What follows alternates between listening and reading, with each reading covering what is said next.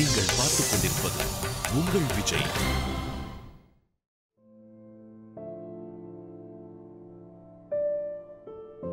வினோதினி வித்யா சமீப காலமாக பெரிய அளவு விவாதிக்கப்பட்ட, ரொம்ப வருத்தப்பட்ட, நம்ம எல்லாரும் பேசின 2 பெயர்.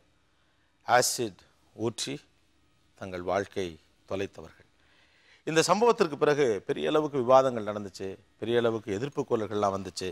அரசாங்கமே கூட சில அதிரடியான நடவடிக்கைகள் எல்லாம் இறங்குறாங்க. ஆசிட் விற்பது தொடர்பான அல்லது இது தொடர்பான சட்டங்களில் என்ன செய்யணும் அப்படிங்கிற விஷயங்கள் அண்ட் சுப்ரீம் கோர்ட்டுடைய அந்த கருத்தை ஒட்டி மாநில அரசுகள் செயல்பட வேண்டிய விதம், இப்படி பல விவாதங்கள் நடந்துச்சு. இதெல்லாம் நடந்ததுக்கு பிறகு என்ன ஆயிருக்குங்கிற பற்றிங்கிறது தனி டிஸ்கஷன். பட் இழப்பை சந்தித்தவர்களுடைய வாழ்க்கை என்னவாக இருக்கிறது அப்படிங்கிறத நான் முதல்ல தெரிஞ்சுக்கணும்னு நினைக்கிறேன். இங்கே வினோதினியுடைய அப்பாவும் அம்மாவும் வந்திருக்காங்க. ஜெயபாலன், சரஸ்வதி, அவங்க 2 பேரையும் பேசணும்னு கூப்பிட்றேங்க.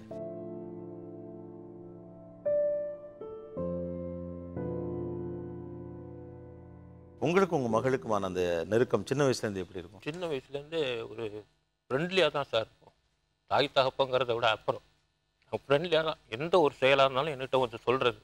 காலையில் இங்கேருந்து ஸ்கூலுக்கு போகிறதுலேருந்து திரும்பி வர வரைக்கும் என்ன நடந்தது எல்லாத்தையும் நைட்டு 8 மணிக்கு மேலே வந்து உட்காந்துட்டு என்கிட்ட எல்லா விஷயமும் சொல்லிவிட்டு அதுக்கப்புறம் தான் அவங்க படிக்க போவாங்க. அதுக்கப்புறம் சாப்பிட போவாங்க.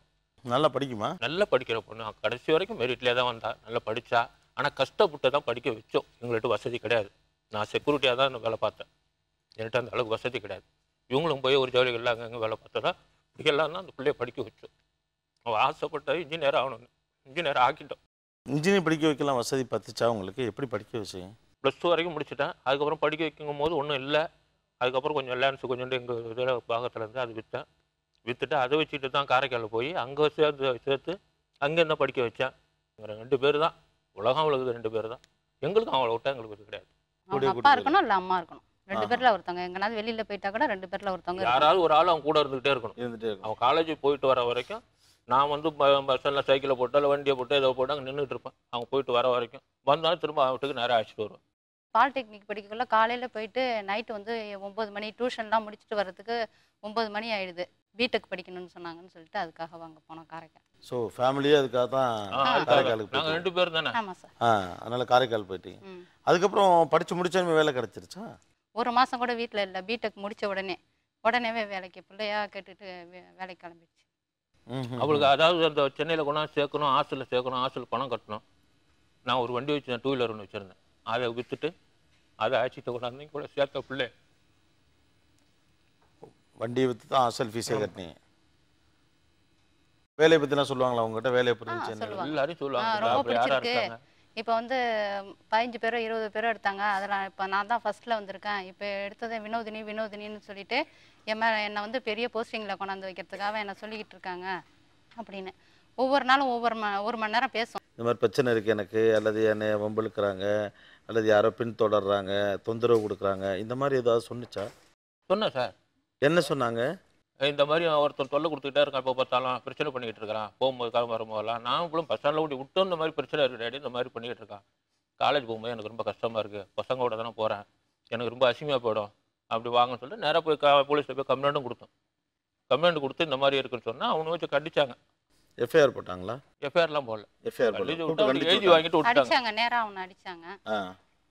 அதுக்கப்புறம் அதை மனசில் வச்சுக்கிட்டே இருந்து தான் இது செஞ்சிருக்கேன். 3 மாதம் இடையில ஒன்றுமே இல்லை, நல்லா போயிட்டு இருந்தா. 3 மாதங்கிறது அந்த வேலைக்கு சென்னைக்கு போனது, சென்னைக்கு இங்கே வந்தது. அதுக்கு இடையில அந்த 3ஆவது மாதம் தீபாவளிக்கு மறுநாள் பிள்ளைய அழைச்சிட்டு போகிறேன். அன்றைக்கி செவ்வாய்க்கிழமை இருக்குது, செவ்வாய்க்கிழமை வேணாண்டா, வந்திருக்க ஊரில் வந்திருக்க, புதன்கிழமை போகலான்டான்னு சொல்லிட்டு மறுநாள் ஏற்பாடு பண்ணேன். அவன் அன்றைக்கி செவ்வாய்க்கிழமை போயிருந்தா கூட ஒன்றும் ஆயிருக்காது போல இருக்குது. புதன்கிழமை ஏற்பாடு பண்ணி நான் பஸ் ஸ்டாண்டுக்கு அழைச்சிட்டு வரும்போது தான் நடந்தது. நான் வரும்போது என் கூட வரும்போது தான் நடந்தது. என் கண்ணு இத்தாப்பில் நடந்தது தானே அது. அந்த தீபாவளிக்கு அடுத்த நாள் தான் ஊருக்கு கொண்டு போய் விடுறதுக்கு போனீங்கல்ல, தீபாவளி எப்படி இருந்துச்சு? மனசு ரொம்ப சங்கடமாக இருந்ததுன்னு இந்த தீபாவளியில் தான் சொன்னிச்சு. எனக்கு மனசு கஷ்டமாக இருக்க மாதிரியே இருக்குது, என்னன்னு தெரியல, எனக்கு தீபாவளி மாதிரி இது தெரியல அப்படின்னு சொல்லிக்கிட்டே இருந்தது. அவள் தான் ட்ரெஸ் எடுத்து கொடுத்தா எங்களுக்கு. 2 சட்டை, அம்மாவுக்கு 2 புடவை, 2-3 புடவை எல்லாமே அதுதான் சம்பளத்துலேருந்து. ஆமாம், அவங்க சம்பளத்துலேருந்து அதை தான் போட்டுட்டு தான் போனேன் அன்றைக்கி. அதான் போட்டு வந்து எனக்கு பஸ் இதே தான் கட்டிகிட்டு இருக்கோம், மாற்றி அவங்க எடுத்து கொடுத்த ட்ரெஸ்ஸே தான் கட்டிகிட்டு இருக்கோம். இப்போ நீங்கள் பஸ் ஸ்டாண்டு கூட்டு போனப்போ நீங்கள் இருக்கையில தான் அந்த சம்பவம் நடந்து போச்சு? நான் ஏத்தாப்புல தான் சார் நடந்தது. அப்படியே பேசிட்டா வர நான் முன்னாடி ஒரு 10 அடி சொல்லி ஒரு சைக்கிளில் வந்து இந்த லக்கேஜ் எல்லாம் வச்சுக்கிட்டு அவங்களுக்கு ட்ரெஸ் எல்லாம் எடுத்து வச்சுக்கிட்டு பலகாரம் செஞ்சு வீட்டில் செஞ்சு பலகாரத்தெல்லாம் எடுத்து வச்சு சைக்கிளில் போயிட்டு பின்னாடி என்கிட்ட பேசிட்டே வரேன். டேடி இன்னொரு 10 நாள் பொறுத்துங்க டேடி, நான் அதுக்குள்ளே சென்னையில் வீடு பார்த்துருவேன், நம்ம அங்கே போயிடுவோம். அதாவது லாஸ்ட்டாக சொன்ன வார்த்தை. அதோட கதறிட்டு கீழே விழுந்தா அது ஆசிட்னு எங்களுக்கு தெரியாது. கதறிட்டு விழுந்தோன்னா என்னமோ போல நினச்சிட்டு கொஞ்சம் லைட்டு வெளிச்சம் கம்மியான ஒரு இடம் அது. லைட்டு வந்தோன்னா நம்ம வெளிச்சத்தில் என்னமோ புகை மாதிரி வந்து சரி கழுத்து கழுத்து எவனா அறுத்துட்டாம்புல இருக்கு அப்படின்னு நினச்சிட்டு போய் தடவி பார்த்தேன். அது தடவி கூட ஒரு ஏதாவது தடவி பார்த்தா இதாக இருந்தது. உடனே அங்கே உள்ளவங்கள்ட்ட சொன்னால் ஒரு 2 வீலர் ஒரு பையன் சொன்னாலும் அது தூக்கி நடுப்புற உட்காந்துனா பின்னாடி உட்காந்து வந்து ஹாஸ்பிட்டல் கொண்டு வந்தோம். ஆஸ்பத்திரியில் எப்படி உடனடியாக நடவடிக்கை எடுத்தாங்களா, பார்த்தாங்களா? இல்லை, அவங்களுக்கு அதனுடைய இது வீரியம் தெரியலையோ அல்லது மற்றபடி வேணான்னு தெரியல எனக்கு. அங்கே கொஞ்சம் லேட் பண்ணிட்டாங்க. ட்ரெஸ்ஸு இல்லைலாம் ஃபுல்லாக ஊறி இருந்தது, அதில் கொஞ்சம் லேட் பண்ணிட்டாங்க போல இருக்குது. அது என்னன்னு தெரியல. அங்கேயே வந்து ஓரளவு பண்ணிவிட்டு ரிமூவ் பண்ணி விட்டுட்டு ஃபஸ்ட் எய்ட் பண்ணுறேன்னு சொல்லி அனுப்பி விட்டாங்க. அதுக்கப்புறம் ஆம்புலன்ஸ் பிடிச்சோம். ஆம்புலன்ஸ் பிடிச்சி பாண்டிக்கு வந்தோம்.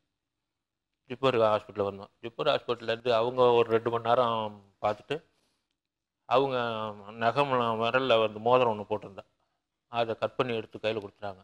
மோதிரம் வச்சுருக்கோம், கொஞ்சம் நகை வச்சுருக்கோம். அவங்க தான் கேஎம்சிக்கு போக சொல்லி சொன்னாங்க. ஓகே, போலீஸ் ஸ்டேஷனுக்கு எப்போ அப்ரோச் பண்ணீங்க? இது கம்ப்ளைண்ட் எப்போ ஃபைல் பண்ணீங்க?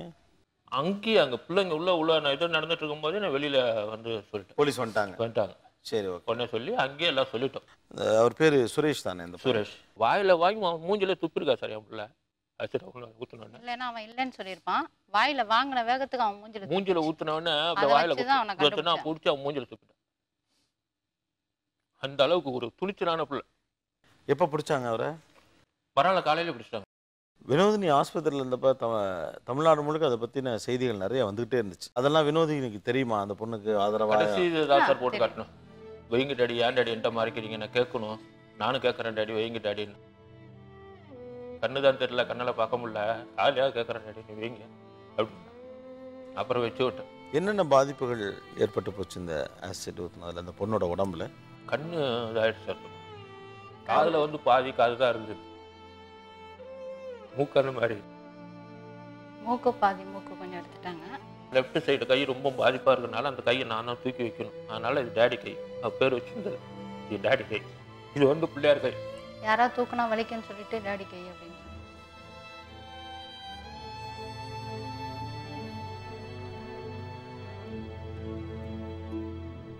எல்லாருமே பார்த்துட்டு இருந்த ஒரு விஷயம், அந்த பிள்ளை எப்படியா பொழைச்சிடணும்னு அங்கங்கே எல்லாருமே ரொம்ப இது பண்ணாங்க, ப்ரேயர்ஸ் இருந்தது.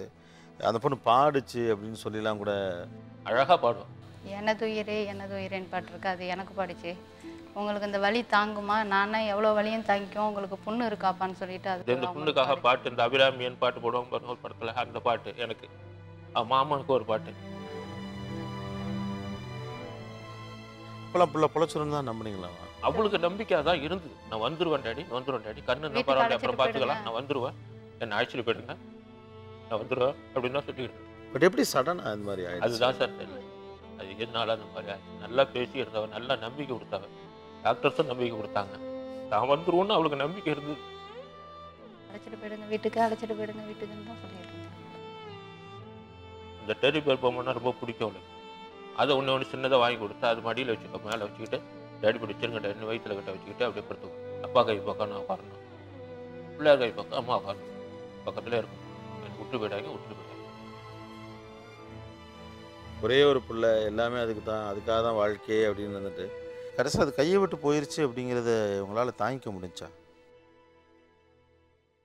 இந்த நிமிஷம் வரைக்கும் எங்களால் முடியல. எவ்வளோ மாற்றி பார்க்குறேன், எவ்வளோ பண்ணி பார்க்குறேன், முடியல. இப்போ கூட உயிரோடு இருக்கிற மாதிரி சூழ்நிலையே இல்லை, இருக்க மாட்டோங்கிற ஒரு இதில் தான் இருக்கும். யாருக்கா வாழ போகிறது? இந்த நிமிஷம் வரைக்கும் தான். வீட்டில் போய் சமைக்கணும், யாருக்கு சமைக்க போகிறோம்? இல்லை, இன்ன வரைக்கும் சமைக்கல, எங்கள் கையால் என்ன செய்யலை, இது வரைக்கும் நாங்கள் தொடரல, இதுவும் செய்யலை. அங்கே போகிற சாப்பாடு சாப்பிட்டு இருக்கோம். வேலைக்கு போக ஆரம்பிச்சிட்டிங்களா திரும்ப? இல்லை சார், இருக்குனுங்கிற எண்ணமே இல்லைங்கம்மா. நான் எங்கே சார் வேலையை போகிறது பார்க்குறேன். உறவினர்கள்லாம் ஒவ்வொருத்தவங்க வீட்டில் கூப்பிட்டு வச்சுக்கிறாங்க, அங்கே தான் சாப்பிட்டுக்கிட்டு இருக்கோம். எங்கள் பொண்ணு இருந்தால் யார் வீட்டுக்கும் அனுப்பாது, அதுக்காக நாங்கள் வீட்டுக்குள்ளே இருக்கோம். இப்போ எல்லாம் அண்ணன் தம்பி அக்கா தங்கச்சி எல்லாம் ரோட்டில் போய் தங்க வேண்டியது.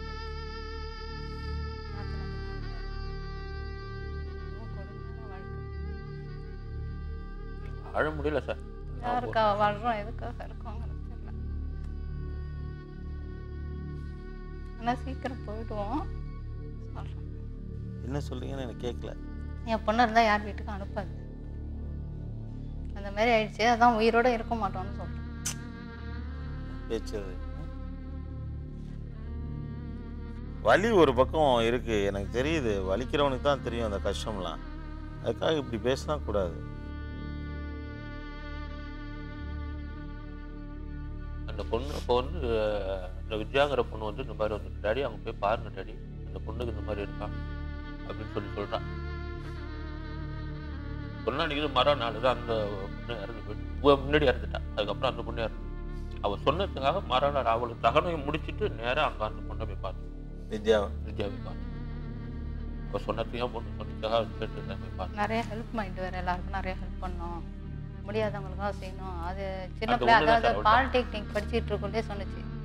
2 பொம்பளை பிள்ளைய என்னை தத்தெடுத்து அந்த பிள்ளைங்களுக்கு நிறையா படிக்க வைக்கணும். அதுங்களை படிக்க வைக்கணுங்கிற ஒரு இது, கஷ்டப்படக்கூடாது அப்படின்னு. என்னால் முடிஞ்ச அளவு நான் ஹெல்ப் பண்ண டாடி, நான் படிக்க வைப்பேன் டாடி, வேறு ஏதாவது ஒரு ஹெல்ப் பண்ணணும் டாடி, யாரும் விட்றாங்க டாடி, ரொம்ப கஷ்டப்படுறவங்களாம் விட்றாங்க. அவள் கஷ்டப்பட்டுக்கிட்டு இருந்தா. ஹாஸ்பிட்டலில் அழுதா வெளியில் போயிடுங்கண்ணா. அம்மா அழுகுறீங்களா, அப்பா அழுகுறீங்களா, வெளியில் போயிடுங்க, அழுவக்கூடாது. என் பொண்ணு சொன்ன ஒரே வார்த்தை சார், அது எனக்கு நடந்த மாதிரி இனிமேல் அடுத்தவங்களை யாருக்கும் நடக்கூடாது. வினோதினிங்கிறது கடைசியாக இருக்கும். இதுக்கப்புறம் வேறு யாருக்கும் இந்த மாதிரி நடக்கக்கூடாது. இதை பார்த்து அப்படின்னா கிட்டத்தட்ட அவங்க அப்பாவுக்கு இணையாக அவங்க மாமாவோட ரொம்ப ஒட்டுதலான பிள்ளை இல்லை ரமேஷ். அந்த ஆஸ்பத்திரியில் இருந்த நாட்கள் எப்படி இருந்துச்சு ரமேஷ்? உயிரை மட்டுமே நாங்கள் வந்து பெருசாக நினைக்கவே இல்லை. ஏன்னா அவங்க ஆல்மோஸ்ட் ரெடி ஆகிட்டா. இன்னொன்று 1 வாரத்தில் வீட்டுக்கு போயிடுவா, நடந்து போயிடுவான்ற ஒரு அந்த அந்த நினைவில் தான் நாங்களும் இருந்தோம். எனக்கு வந்து லேப்டாப் வேணுமாம்மா, நான் வந்து கண்ணாடி விண்டோ வாரம் உட்காந்துட்டு குருவி அந்த லவ் பேர்ட்ஸ் பார்த்துட்டு நான் லேப்டாப் ஆப்ரேட் பண்ணணும். நான் இதே வேலைக்கு நான் என்ன வேலை செஞ்சுட்டு இருந்தோம் அதே வேலைக்கு போகணும். அவள் அப்பா அம்மா எப்படியெல்லாம் வச்சுக்கலாம் அப்படியெல்லாம் அதெல்லாம் கேட்பா. காது கொடுத்து கேட்பேன், பக்கத்துலேயே உட்காந்து கேட்பேன், தலையை தடவி கேட்பேன். அந்த ஒரு நிமிடமும் எனக்கு இருந்த நம்பிக்கை என்னென்னா நாளைக்கு வந்துடுவா நான் கேட்டுகிட்டே இருப்பேன். நாளைக்கு போயிடலாமா, வீடு ரெடி, வீடு கூட பார்த்துட்டேன், உனக்கு வீடு ரெடியாக இருக்குது. ஒரு பக்கம் இந்த பொண்ணு ஹாஸ்பிட்டல், அதுக்கு ரெக்கவரி ஆகிறது, அப்புறம் கடைசியில் அது நடக்காமல் போனது, இதெல்லாம் ஒரு பக்கம் நடந்துட்டு இருக்கல. இன்னொரு பக்கம் இதுக்கான லீகல் ஆக்ஷன், அந்த பையனை அரெஸ்ட் பண்ணது, அது என்ன நடந்துச்சு ஆக்சுவலாக? சட்ட ரீதியாக அவங்க வந்து ஆரம்பத்தில் அரெஸ்ட் பண்ணாங்க. அப்புறம் வந்து 90 days நான் பெயிலபிள்னு சொல்லியிருந்தாங்க. அவனை ஆசிட் ஊற்றின விற்றவனை அவனை கைது பண்ணணும், அதுக்கு உறுதுணையாக இருந்தவனை கைது பண்ணணும். அதெல்லாம் கண்டுபிடிச்சிக்கலாம். நானே போய் கேட்டேன் இன்ஸ்பெக்டர்கிட்ட. அதெல்லாம் எங்கள் வேலை, உங்கள் வேலை, நீங்கள் பாருங்கன்னு தான் சொன்னார். ஆனால் அதே மாதிரி அவங்க என்ன விட்னஸை சேர்த்துருக்கதா சொன்னாங்க. பிற்காலத்தில் விட்னஸ் சேர்த்துருக்கோம், அவன் நேரடியாக கைது பண்ண முடியாததுக்கான வாய்ப்பு இல்லை, சட்டத்தில் இந்த மாதிரி இடம் இல்லைன்னாங்க. அது இன்னை வரைக்கும் அது தொடர்ந்துக்கிட்டு தான் இருக்குது. அதை வந்து எங்களுக்கு ஒரு மனக்குறைவு, அவங்களை எல்லாருமே கைது பண்ணணும். So Vinodhini is not with us, that's all. ஆக்சுவலாக அவங்களுக்கு நீங்கள் தான் ஆறுதல் சொல்லணும், எனக்கு கூட நீங்கள் தான் இருக்கீங்க. நீங்கள் வந்து இந்த ஷோக்கு வந்ததே ஒரு தைரியமான விஷயந்தான். உங்களுக்கு எது உங்களை இங்கே கொண்டாந்து உட்கார வச்சுருக்கு தெரியுமா? நம்ம வந்து பேசுவோம், குறைஞ்சபட்சம் இந்த மாதிரி தப்பான எண்ணத்தில் இருக்கவனுக்காவது ஒரு நம்ம கதையை கேட்குறப்ப நம்ம இப்படிலாம் செய்யக்கூடாதையா, ஒரு குடும்பமே நெருக்குலைஞ்சு போகுது அப்படின்னு தோணும். அப்படின்னு ஏதோ ஒன்று உங்கள் மனசில் பட்டு தான் நீங்கள் வந்தீங்க. அப்புறம் நீங்கள் ஏன் இந்த உலகத்தில் இருக்கக்கூடாதுன்னு நினைக்கிறீங்க? வினோதினி மட்டும்தான் உங்கள் பொண்ணா? அதே பொண்ணு சொன்னிச்சுல போய் வித்யாவை பாருங்கன்னு, இல்லை? வித்யாவும் உங்கள் பொண்ணு தானே? இனிமேல் அந்த வார்த்தை உங்கள் வாயிலேருந்து வரக்கூடாது. சும்மா பேச்சுக்கு சொல்ல நான். உங்களுக்கு அப்படியே ஏதாவது தோணுச்சுன்னா ஃபோன் நம்பர் தரேன், எனக்கு கூப்பிட்டு பேசுங்க. எல்லா மனுஷங்க இருக்காங்க, நானும் உங்கள் பிள்ளை தான், கவலைப்படாதீங்க. இது ஒரு சாதாரண வார்த்தை தான். ஆனால் அதை சொல்லக்கூடிய அளவுக்கு தான் இந்த சமூகத்துக்கு சக்தி இருக்குது. இதை எப்படி மாற்றலான்னு பேசுவோம் தொடர்ந்து. ரொம்ப தேங்க்ஸ்மா. அழுகிறத நிறுத்திட்டு அடுத்து என்ன செய்யலாங்கிறத பற்றி நம்ம இனிமேல் யோசிப்போம். வாங்க.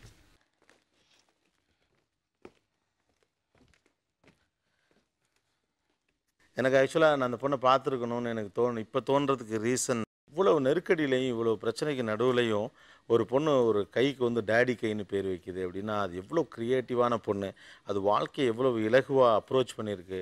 தனக்கு இப்படிப்பட்ட ஒரு நிலைமை இருக்கப்பட்டிருப்போ வித்யான்னு ஒரு பொண்ணுக்கு இப்படி ஆகிப்போச்சு அப்படிங்கும் அவங்க அம்மா அப்பாட்ட போய் அந்த பொண்ணை பாருங்கன்னு சொன்ன ஒரு பொண்ணு. ஸோ இப்போ யாராவோ வர வேண்டிய ஒரு ஆளை யாருமே இல்லாமல் ஆக்கிறதுக்கு மனுஷனுக்கு என்ன உரிமை இருக்குது அப்படிங்கிறதான் தெரில.